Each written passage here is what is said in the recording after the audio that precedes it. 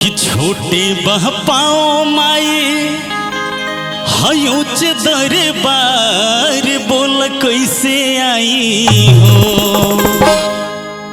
कि छोटे बहपाओ माई हयूच दरबार बोल कैसे आई हो। हवा दर्शन करके विचार बोल कैसे आई हो। करके विचार बोल कैसे आई हो। छोटे बहपाओ माई ऊंच दरबार बोल कैसे आई हो। छोटे बहपाओ ऊंच रौर दरबार बोल कैसे आई हो। बदर्शन करके विचार माई कैसे आई हो। बोल कैसे आई हो।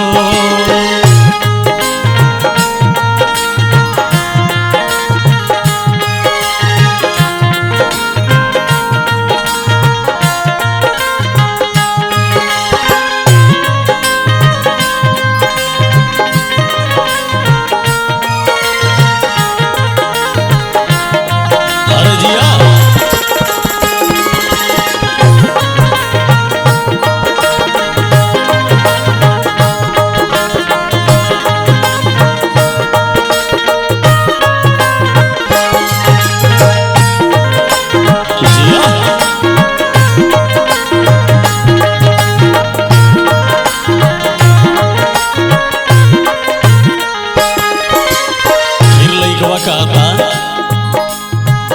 मन में बलल सा हमर देखती मंदिरिया चढ़े कैसे पाई माई कठिन डगरिया।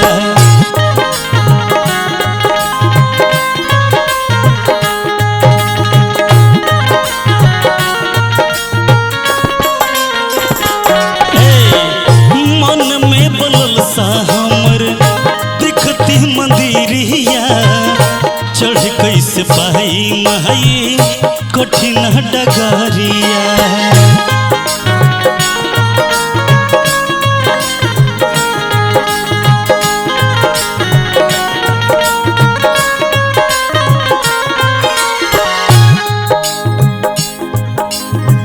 छुवती चरनिया पवती मैया के प्यार माई कैसे आई हो।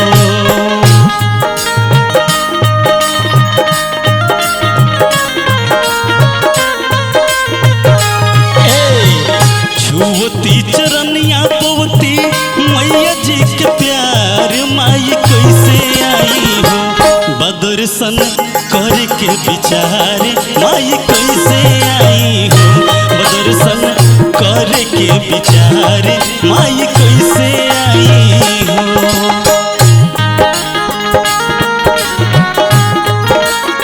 जिया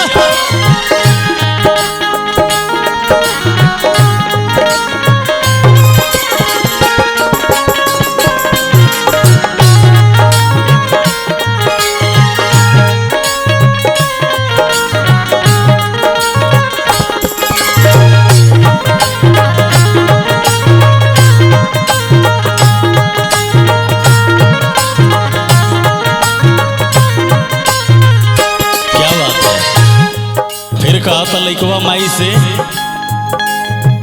कौनो उपाय नहीं हमके बुझाता जोड़ले रही हमाई बेटवा से नाता।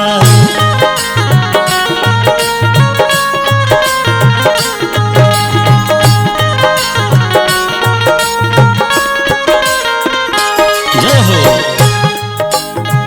कौनो उपाय नहीं हमके बुझाता जुड़ल रही हमारी अपना बेटवा से नाता।